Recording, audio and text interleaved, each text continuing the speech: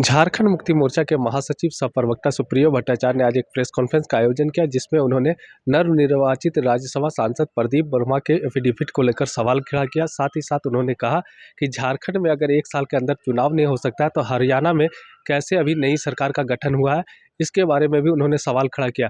मौके पर क्या कुछ उन्होंने कहा, आइए आपको सुनाते हैं। जानते हैं कि आज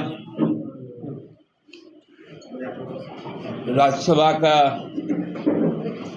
परिणाम सामने आया है। राज्यसभा का परिणाम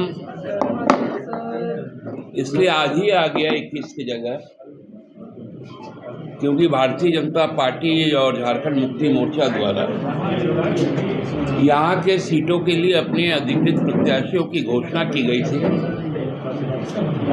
लेकिन एक प्रयास जरूर हुआ था कि हिमाचल और उत्तर प्रदेश में जो परिस्थितियां बनी थी उसको भी यहाँ पर उत्पन्न करवाया जाए। उसके लिए कोई बड़ा एक पात्र आया था, मैंने महापात्र, और उनको लाए भी जो लोग थे उनके भी मंसूबे पर पानी फेर रहे। अब तो राजनीति भारतीय जनता पार्टी के लिए संविधान तो खैर कोई मायने रखता ही नहीं है, परंपराएं भी मान्य नहीं। 31 दिसंबर की तारीख को आप लोग थोड़ा पीछे लौट जाइए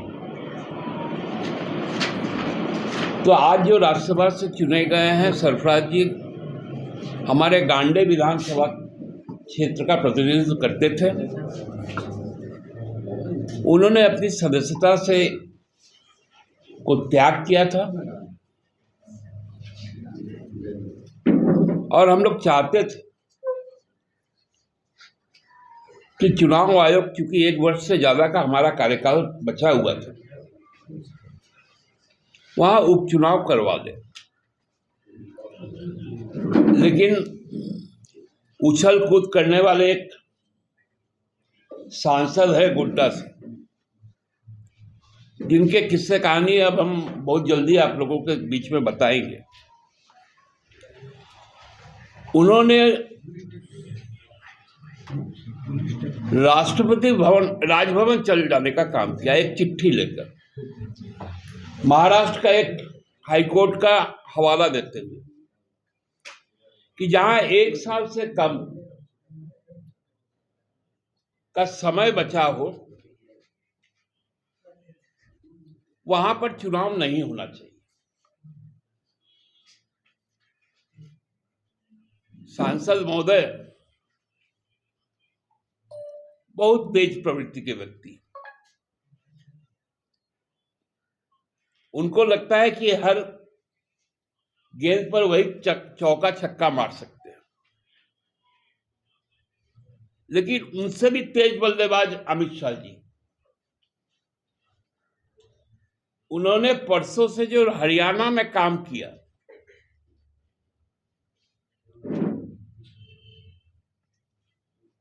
उन्हीं के टीम के वाइस कैप्टन, उस पर अब क्या बोलेंगे। तब उन्होंने कहा था कि गैर विधायक कोई मुख्यमंत्री बन नहीं सकता है, क्योंकि वहां चुनाव नहीं हो सकते। हरियाणा क्या हिंदुस्तान के बाहर, वहां कौन सा विधायक खट्टर जी के बाद मुख्यमंत्री बना? ये संविधान में कहां लिखा हुआ है? संविधान को कोट करके, यदि चुनाव आयोग को कोट करके यदि महाराष्ट्र उच्च न्यायालय इस बात को देता है तो फिर वहां पर एक नायाब प्रयोग क्यों हुआ?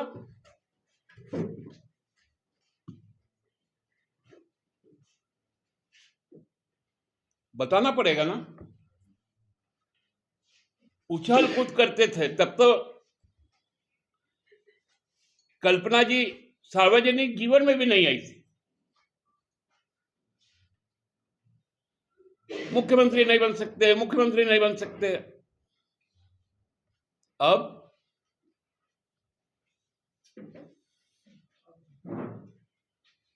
बोलती बंद हो गई ना, क्योंकि गंदगी में रहते रहते भाजपा के लोग अब सड़ा गला बात करते रहते हैं।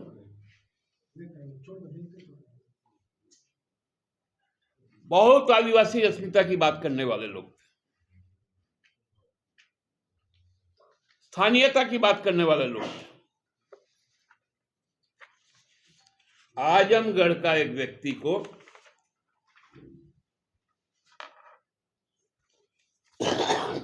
जिन्होंने अपने मूल निवास को अपने एफिडेविट में छुपाया,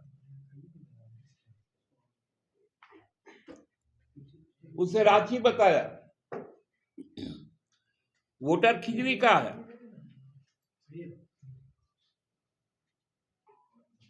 उनको राज्यसभा भेजा। राज्यसभा में भी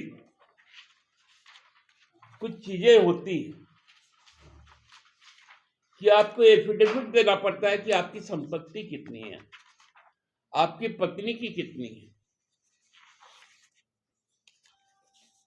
वो भी आपने दिया, बच्चों के नाम पर कितनी है, लेकिन आपने संपत्तियां छिपाई। 1972 में आपका जन्म हुआ था, आप हमसे 2 साल के छोटे हैं, जैसे मेरे छोटे भाई, आपने बहुत बड़ी गलती कर दी। आप 2000 में रांची आए थे, बिरला के फर्म में चाकरी के नाम पर।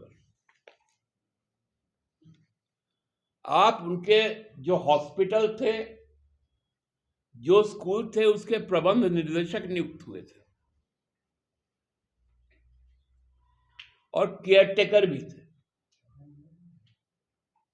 लेकिन 2000 के बाद जिस प्रकार से आपकी संपत्ति दिन दुगुनी रात चौगुनी होने लगी,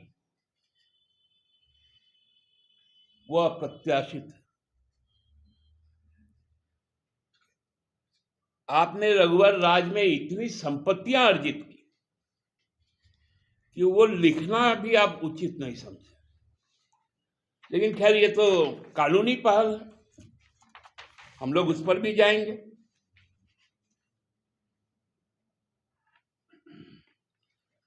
इनके पास में बहुत सारी संपत्तियां जिनका जिक्र नहीं है।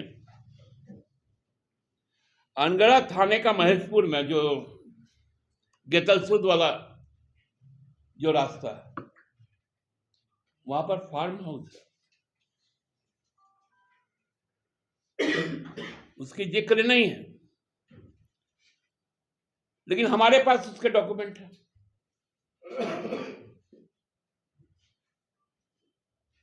खेलगांव में उनका फ्लैट है, हमारे पास डॉक्यूमेंट है नागार्जुना बिल्डर के साथ, जिन्होंने खेलगांव में अपना हाउसिंग कॉम्प्लेक्स बनाया था, उसकी भी कागज है। आप 15 के पास फ्लैट के मालिक हैं।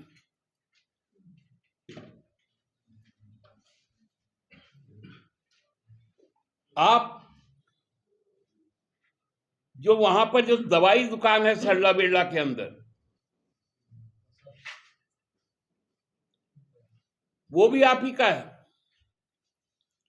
कई एनजीओ हैं,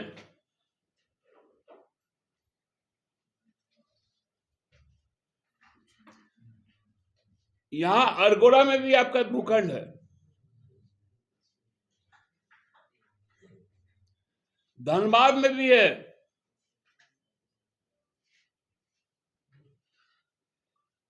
और 2 भूखंड तो आपका एक हो सकता है पैतृक हो, जो आजमगढ़ में है। लेकिन शानदार महल भी वहां पर आपके द्वारा एक खड़ा किया गया, आजमगढ़। आपके डेट में आपने अपने आप को व्यवसायी बताया। आपके किसी डीड में आजमगढ़ का पता नहीं है। कभी महिलाओं का पता है, कभी विलेज आरा का पता है, कहीं पुरुलिया रोड का नाम है। ये सारी चीजें हैं। और तो आप कॉलोनी बसाए हैं, आपने डेवलपमेंट एग्रीमेंट किया है डेवलपर के साथ। 40% के एवज में। ये सारी जानकारियों के बारे में बाबूलाल जी अब आप बताइए। बहुत बोलते थे ना, इन्होंने अपने पिताजी का नाम कहीं राव अवतार प्रसाद बताया,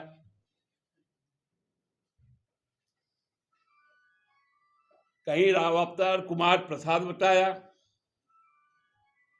आज वो नहीं है, स्वर्गीय है। उनके प्रति पूर्ण श्रद्धांजलि है हमारी, पूर्ण श्रद्धा। लेकिन मेरा छोटा भाई गलत निकल गया।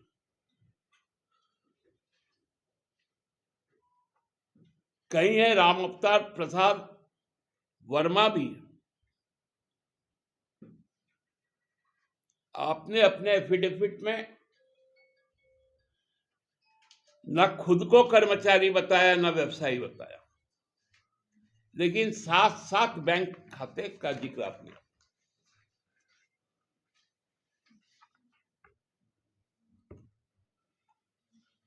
सभी राष्ट्रीयकृत बैंकों में आपके खाते हैं। हम सुने जब उनका नाम फाइनल हुआ था तो हमने कहा था कि भाई जो समृद्धि उनमें आई है 2000 के बाद, उनके संपत्ति में, उनके शारीरिक बनावट में तो लोगों को शायद तकलीफ हो गई थी। हाँ भाई, हम भी तो 100 किलो का है।